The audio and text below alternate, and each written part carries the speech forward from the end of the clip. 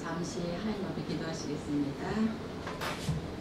사랑하는 아버지 하나님, 정말 감사합니다. 하나님께서 오늘도 우리에게 새날을 주시고 이 새날도 하나님과 함께 살아가는 은혜를 주셨습니다. 하나님, 지금 밖에 날이 너무나 춥습니다. 이 추위에 마음과 몸이 슬퍼서 염려와 근심 걱정하는 영혼들이 없게 하여 주시고 우리의 눈과 마음을 열어 그 영혼들의 마음을 살필 수 있는 주님의 마음까지도 허락하여 주시옵소서. 하나님, 하루 일과를 마치고 참으나 피곤한 몸이지만 오늘도 우리 주님을 사모하여 하나님 앞에 예배드리고자 하나님의 귀하고 아름다운 성전을 찾았습니다. 또한 상황이 여의치 않아 가정에서 하나님 앞에 예배드리는 가정도 있을 것입니다.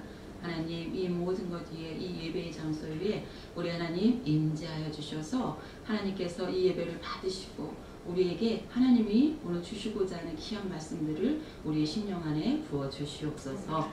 감사와 영광 올려드리며 예수님 이름으로 기도합니다. 아멘. 자, 오늘 하나님 말씀은요, 마태복음 1장 18절에서 25절까지 말씀입니다. 제가 가진 성경으로는요 1쪽이에요. 마태, 마가, 누가, 요한 첫 장입니다. 보셨으면 제가 읽을 테니까 눈으로 따라오세요.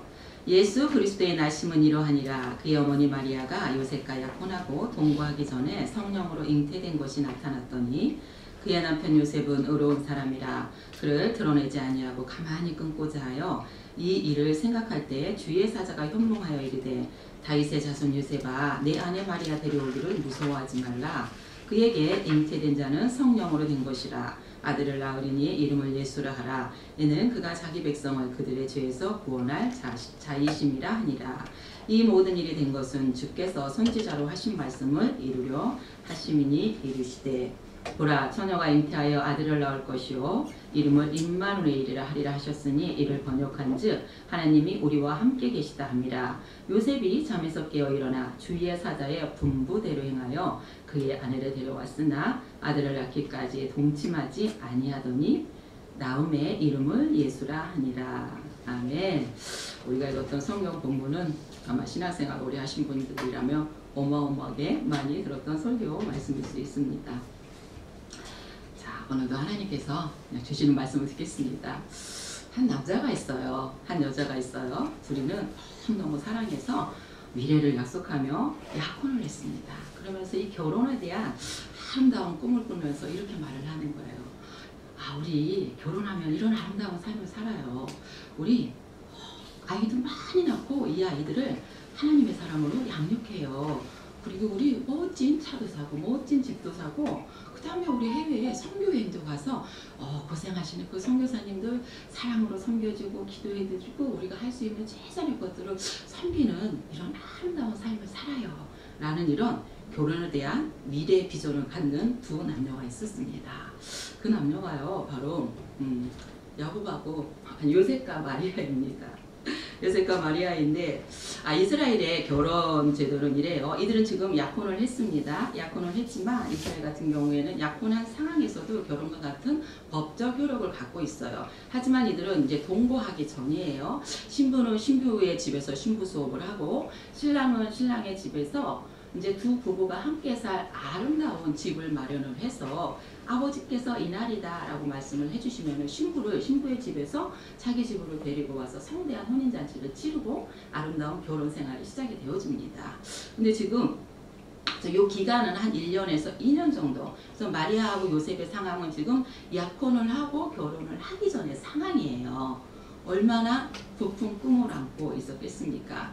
그러면서 이때 신부가 가장 지켜야 될 아름다운 덕목 중에 덕목이 무엇이냐면은 신부는 신랑을 향한 순결을 지켜야 돼요.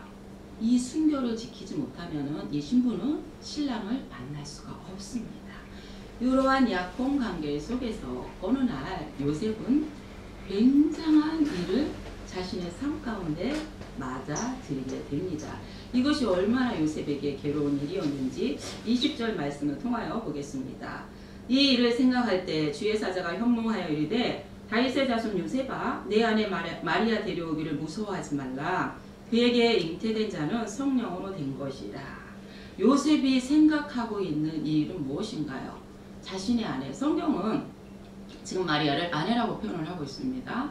자신의 아내 마리아가 임신을 한 사실이에요. 근데 분명히 얘기했죠. 아직 동거 전이라고. 동거 전인데 지금 마리아가 임신을 했습니다. 우리 남의 얘기는 좀 내 얘기보다 많이 쉬워요. 남이 이런 상황이라면 아 그래 어렵지만 그래도 결혼해야 되지 않겠어? 이 얘기는 할 수 있는데 이것이 내 상황으로 받아들여질 때 내 자녀가 약혼한 처자가 있는데 이 약혼한 아가씨가 임신을 했다는 거예요. 그런데 내 아들은 엄마 나랑 상관없는 일이야. 나 몰라. 라고 한다면은 어떻게 했어요? 야 그래도 약혼했으니까 결혼해야 되지 않겠니? 이 얘기가 쉽겠어요? 안 되겠다. 여기서 끝내야 되겠다. 이런 말 하기가 쉽겠어요. 지금 요셉이 그런 것 같은 상황이에요. 약혼 중에 자기는 마리아하고 함께한 사실이 없는데 지금 마리아가 임신을 했다니 이거 얼마나 기막힌 일이겠습니까? 배신감, 분노, 아니 내가 알고 있던 마리아가 이게 무슨 일인가 라고 하면서 많은 근심과 고통 속에 있었을 것입니다. 가장 고통스러운 것은 이 마리아의 부정행위였겠지요. 이 부정행위를 지금 요셉이 꼼꼼하게 근심하고 고민하고 있었다라는 것이에요. 그러던 어느 날 마리아가 요셉에게 와서 이렇게 말을 했을 거예요. 요셉, 나 사실 할 말이 있어. 내가 사실 임신을 했어. 그런데 임신한 게 나의 부정의 문제가 아니야. 이 임신은 성령으로 잉태된 거야. 나도 이 일을 받아들이기가 너무 어렵고 너무 힘들었어. 나도 당황스럽고 어려운 일이었지만 나는 이 일을 순종하기로 결심했어. 내게 어떤 일이 일어났는지 들어봐봐. 어느 날 하나님이 보낸 천사가 내게 나타나서 내게 이런 말을 하는 거야. 은혜를 입은 자여 라고 말을 해.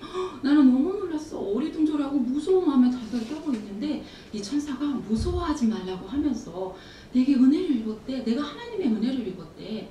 그러면서 내가 아들을 낳을 것이래. 그런데 이렇게 잉태된 것은 성령으로 잉태된 것이라고 말을 하면서 그 이름을 예수라고 지으라고 하는 거야. 그러면서 그 예수의 이름의 뜻도 내게 알려주었어.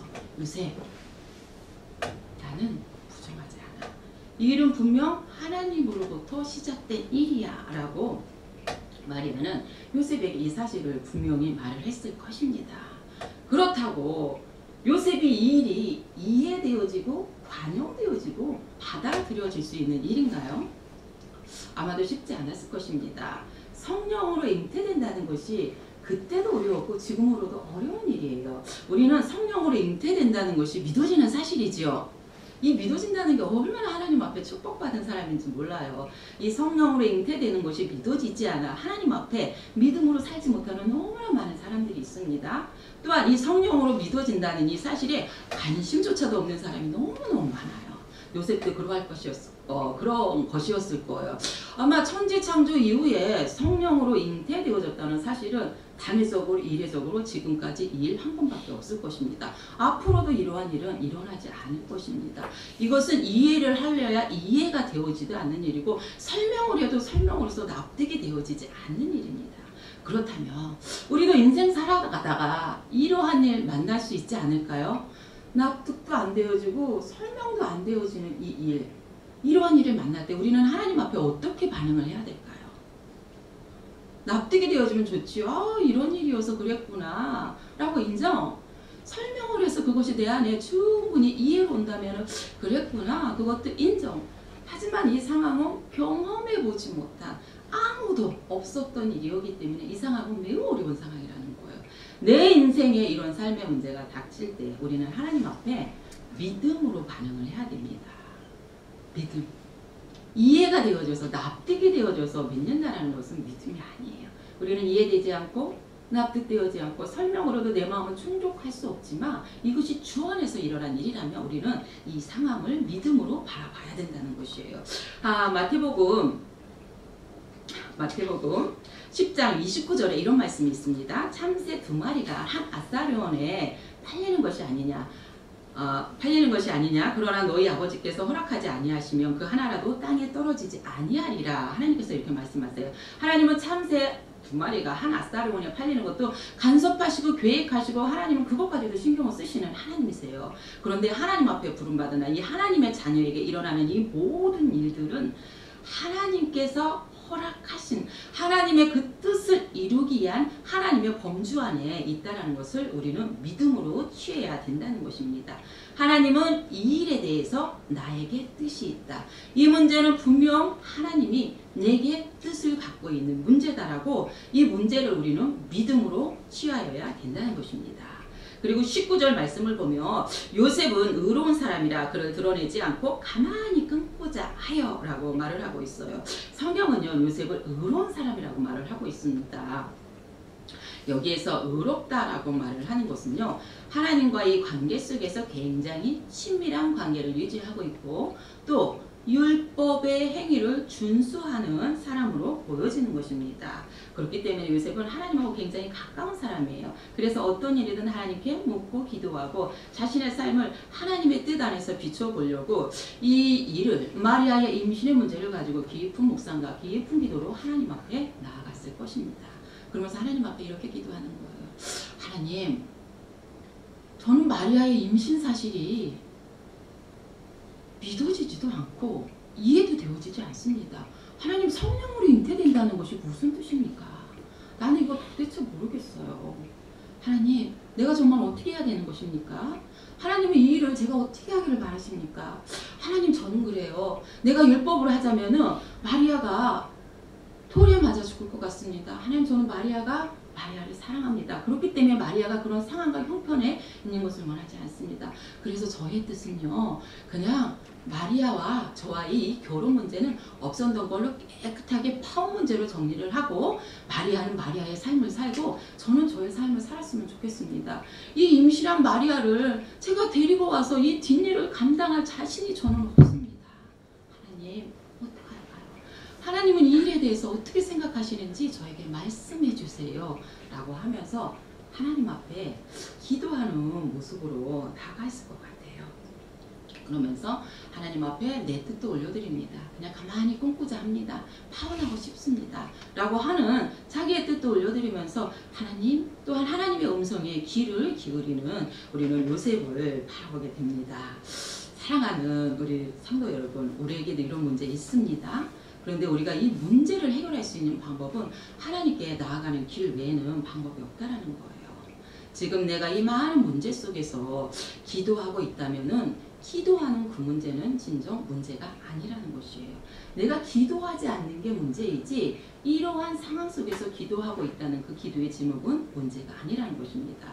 하나님은 우리가 하나님 앞에 나와 기도할 수 있도록 하나님께서 기도에 관한 많은 말씀들을 미리 말씀을 해주셨어요. 이 말씀이 있습니다. 내가 기도하고 구하는 것은 다 받은 줄로 믿으라. 그리하면 그리 되리라. 그런데 우리가 하나님 앞에 나와 기도할 때 하나의 전제 조건이 붙는다는 거예요. 그것은 그냥 내가 하나님 앞에 응답을 받을지 응답을 못 받을지 모르는 그런 막연한 상황 속에서가 아니라 믿음으로, 하나님은 믿음으로 우리에게 기도하라고 말씀하시는 거예요. 믿음으로 구한 것은 다 받은 줄로 믿으라. 너의 믿음대로 된다라는 말씀을 해주시는 거예요. 그러면서 의심하는 자는 마치 바람에 밀려 요동하는 바닷물결 같으니 이런 자는 하나님께 구하지 말라. 의심하는 자는 두 마음을 품어 그 마음에 정함이 없는 자로다 라고 하면서 믿음으로 하나님 앞에 나와 기도할 것을 우리에게 요구하십니다. 그래서 빌립보 4장 6절 7절 말씀에는요, 아무것도 염려하지 말고 오직 모든 일에 기도와 간구로 너희 구할 것을 하나님께 감사함으로 하래라. 그리하면 모든 지각에 뛰어난 하나님의 평강이 그리스도 예수 안에서 너의 마음과 생각을 지키시리라. 그 염려 내가 알아. 그거 내가 알아. 너 걱정하지 말고 나한테 와서 기도해. 그럼 내가 네 생각을 지킬 거야. 내 마음을 지킬 거야. 내 생각과 네 마음 안에 내 마음을 넣어줄 거야 라고 하나님이 말씀하시는 거예요. 그런데 전제 조건 믿음으로 구하라는 것입니다. 그럼 정말 좋으신 하나님은요, 우리의 기도에 응답을 해주신다는 것입니다. 그런데요, 문제가 또 있어요. 어떤 문제? 내가 이렇게 기도를 했는데 나의 이 기도에 대해서는 하나님이 응답을 하지 않으시는 것 같아.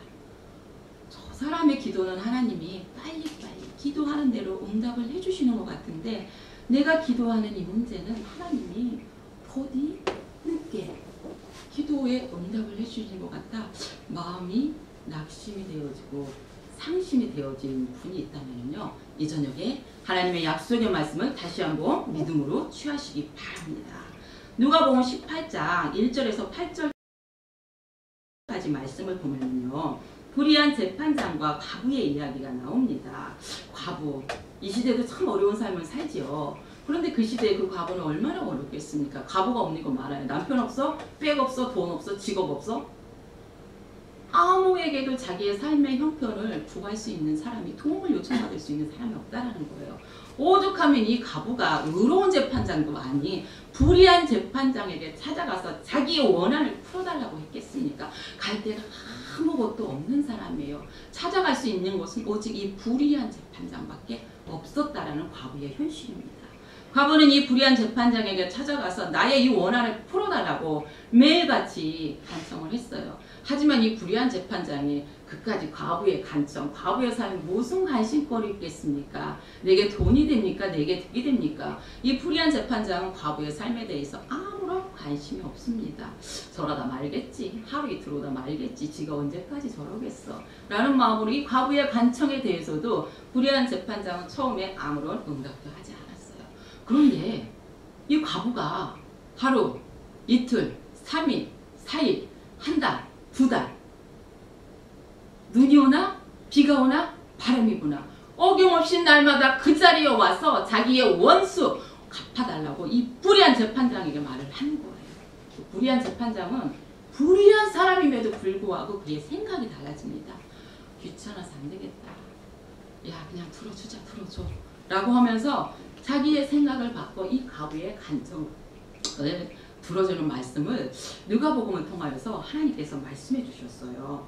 그런데 우리 하나님은요 불의하지도 않으십니다. 그리고 우리 하나님은요 우리의 기도 소리를 즐겨 듣기를 원하시는 하나님이에요.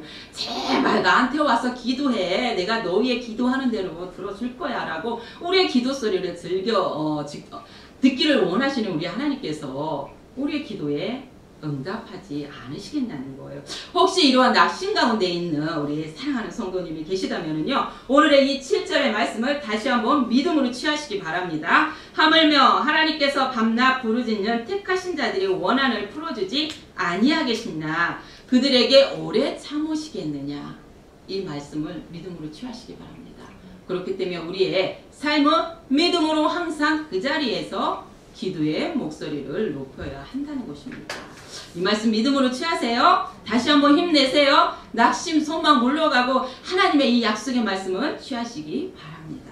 24절, 25절 말씀입니다. 요셉이 잠에서 깨어 일어나 주의 사자의 분부대로 행하여 그의 아내를 데려왔으나 아들을 낳기까지 동침하지 아니하더니 나음의 이름을 예수라 하니라. 하나님은요 요셉의 기도에 응답해 주셨어요.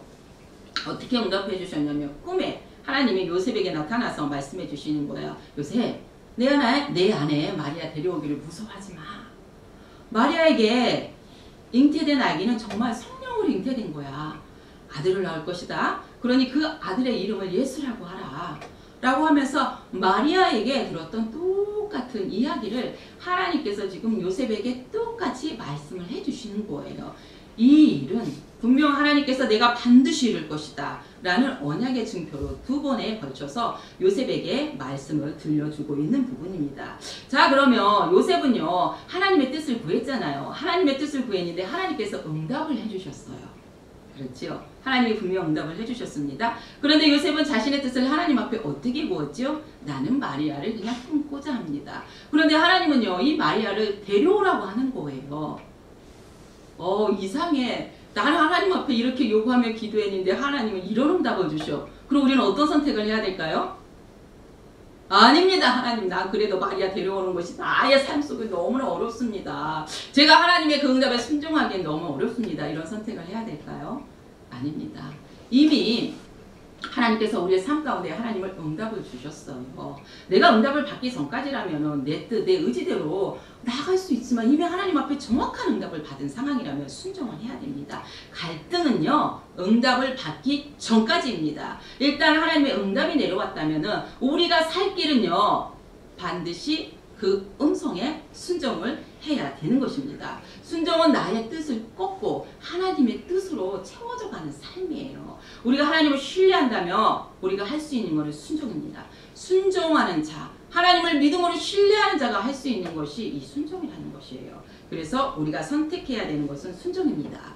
그런데 이 순종도 굉장한 훈련이 필요합니다.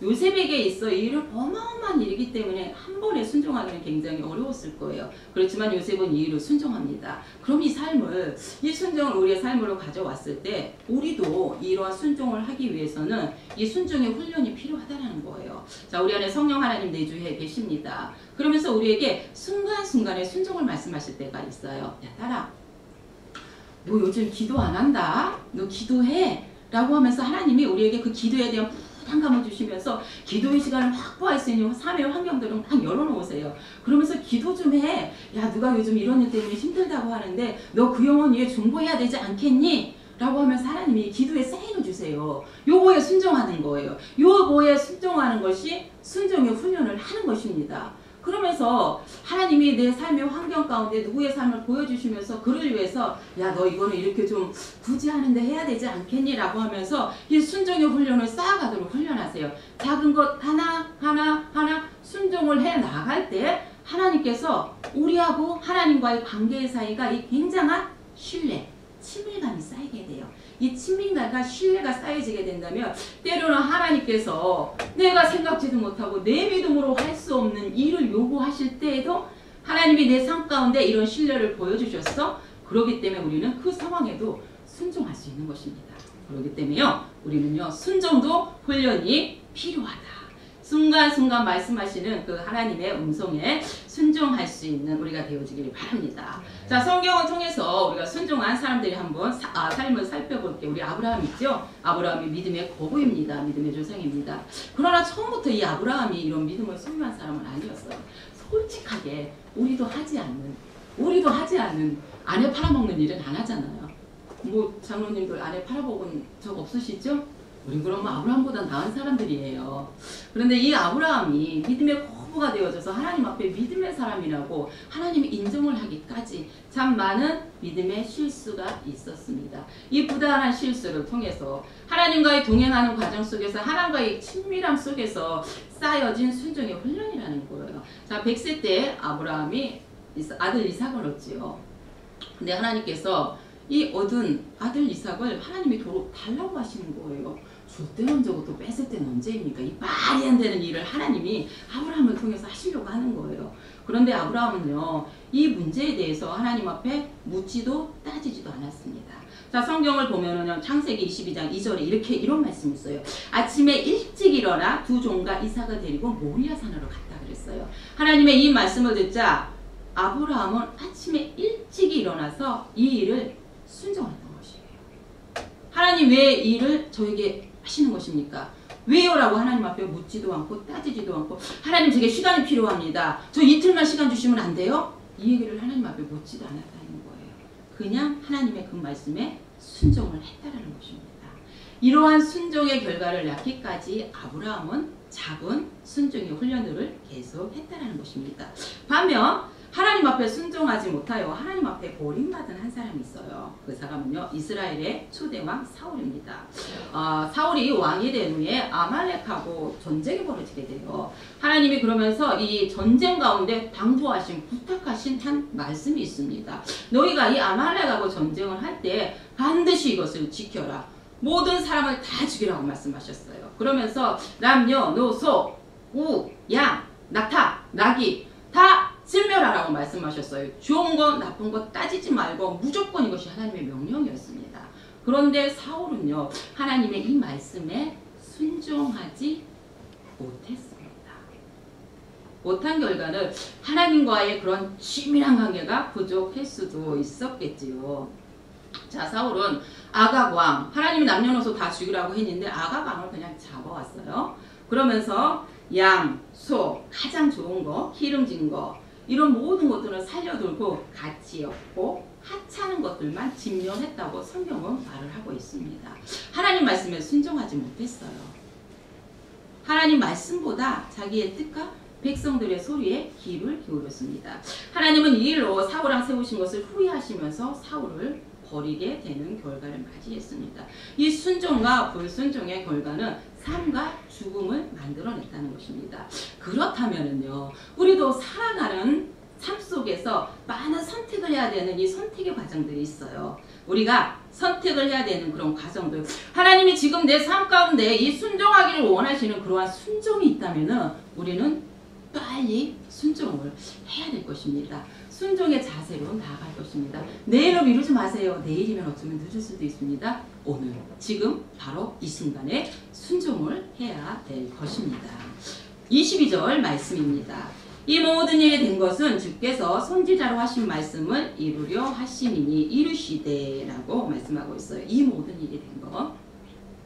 예수 그리스도가 이 땅에 오시게 된 것은요, 하나님께서 인간들을 위하여 아주 오래전부터 계획하신 일이에요. 자, 하나님과 우리의 사이가 죄로 인하여 단절이 되어졌습니다. 그러면서 이 죄의 열매, 많은 고난, 슬픔, 좌절, 낙심, 아픔, 병들음, 더불어 사망까지, 이 사망에 매여 종로로 타고 살아가게 있는 우리 인생들에게 하나님은 우리를 구원할 구원의 길을 열어놓으셨다는 거예요. 그것은 예수님을 이 땅에 보내시는 하나님의 계획이었습니다. 그러면서 이 구원의 계획을 이루고자 많은 선지자들을 통하여서 내가 메시아를 보낼 것이야, 이 메시아가 오면 너희의 모든 삶을 구원으로 인도할 거야 라는 것을 말씀해 주셨어요. 그래서 하나님의 때가 되어졌을 때 하나님은 지금 이스라엘 땅 가운데 요셉과 마리아를 통하여서 이 예수님을 보내시는 사건입니다.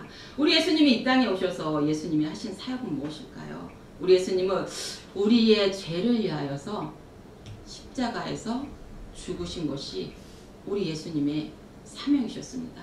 이 사명을 위하여 우리 예수님이 오셨고, 이 사명을 감당하기 위하여 예수님은 그 많은 고난과 환난과 어려움을 겪으셨습니다. 예수님이 이 땅에 오셔서 하나님의 뜻을 이룰 수 있도록 마리아와 요셉을 하나님의 쓰임에 받는 사람으로 작정을 해 놓으신 거예요. 아마 이 요셉이 내가 하나님 앞에 이렇게 쓰임받는 존재라는 사실을 미리 알았다라면 이 요셉에게 있어서 마리아의 임신 사실이 고민거리가 되진 않았겠지요. 어쩌면 이 일은 하나님 감사합니다. 어떻게 내게 이런 사명을 감당할 수 있는 은혜를 주셨습니까? 하나님 나를 이 모양으로 써주신 하나님 너무 감사합니다 라고 하면서 이것은 하나님 앞에 감사의 기도의 제목이 되어졌을 거예요. 하나님의 그 크신 뜻을 미리 알았더라면. 그러면 하나님은요, 우리의 삶을 어떻게 하나님께서 사용하시기를 원하실까요? 우리의 모든 삶이 하나님 앞에 있잖아요. 우리의 삶에 일어난 모든 일들, 내가 원하든 원하지 않든 일어난 모든 일들은요, 우리 예수님을 증거하는 삶과 연결시켜줘야 된다는 것이에요. 자, 나의 고난도 하나님의 복음을 전하는 일에 쓰임받는 일이어야 되고, 나의 이 기쁨도 하나님의 복음을 전하는 데 쓰임받는 일이어야 된다는 것이에요. 내가 겪는 모든 일들, 내 삶에 모든 일어난 일들은 하나도 버릴 것이 없다는 것입니다. 복음을 위해서라며. 복자는 이렇게 말을 할 것이에요.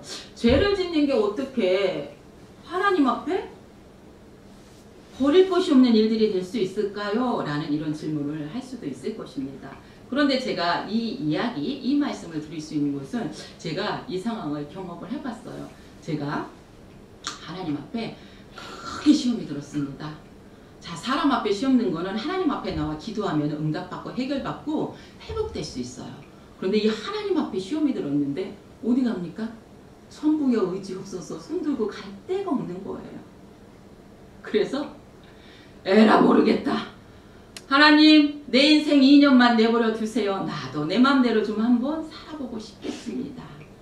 그러면서 내 마음대로 사는 거예요. 내 마음대로 산다는 게 무엇이겠습니까?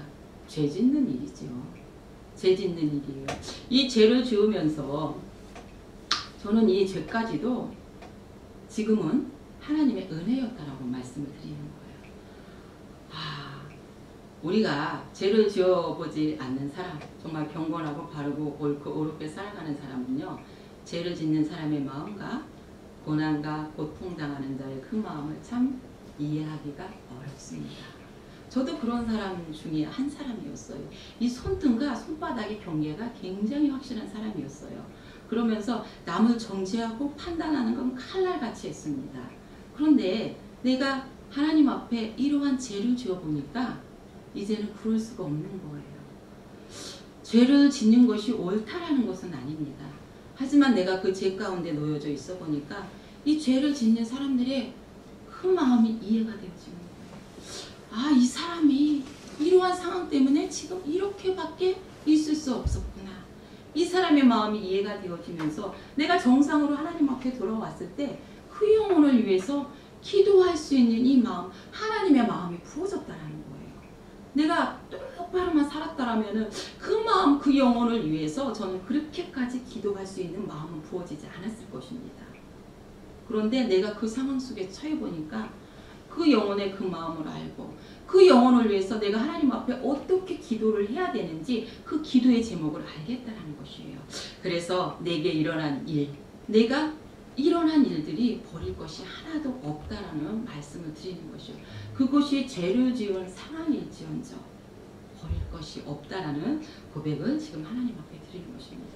그러면서 나의 삶 가운데 일어나는 이 이해가 되어지지 않는 이 일들을 통하여서 우리는 복음을 증거하는 복음의 약재료를 하나 얻었다라고 이 모든 것들을 믿음으로 취하시기 바랍니다. 자, 오늘 말씀을 정리합니다. 우리 인생에 이해되어지지 않는 일들을 우리는 삶을 살아가면서 많이 만날 수 있습니다. 이러한 일을 만날 때 우리가 해야 될 첫 번째는 이 모든 일을 믿음으로 반응해야 된다는 것. 그리고 하나님 앞에 믿음으로 반응하면서 기도함으로 나가야 되는데 이 기도가 하나님이 이 기도에 역사하실 것을 믿고 믿음으로 나아가는 기도여야 된다는 것이에요. 그렇다면 하나님께서 나의 이 모든 삶들을 통하여서 예수 그리스도를 증거하는 증인의 삶으로 나의 삶을 인도하신다는 것입니다. 지금 코로나로 인하여 굉장히 많은 어려움 중에 있습니다. 2년이라는 시간이 지났고 이것이 언제 끝난다는 기약, 약속의 날짜도 없습니다.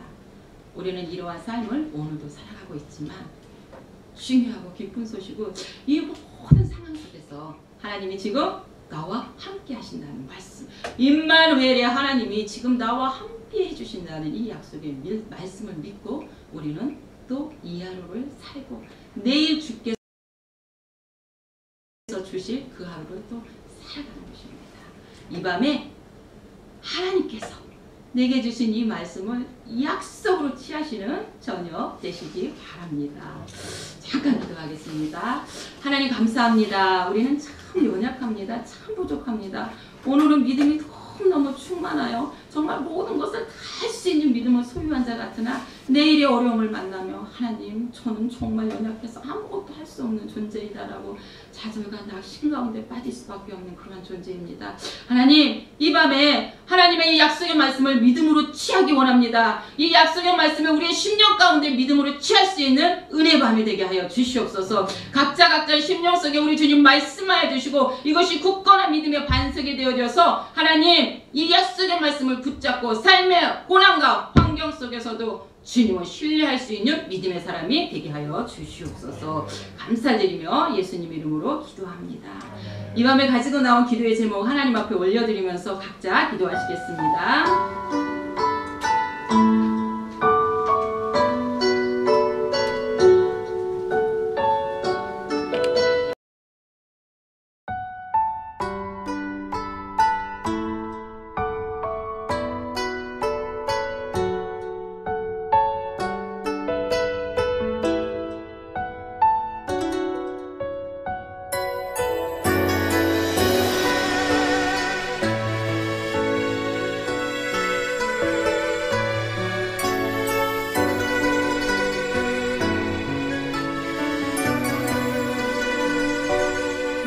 지극히 작은 자 죄인 중에 괴수 무익한 나 부르셔서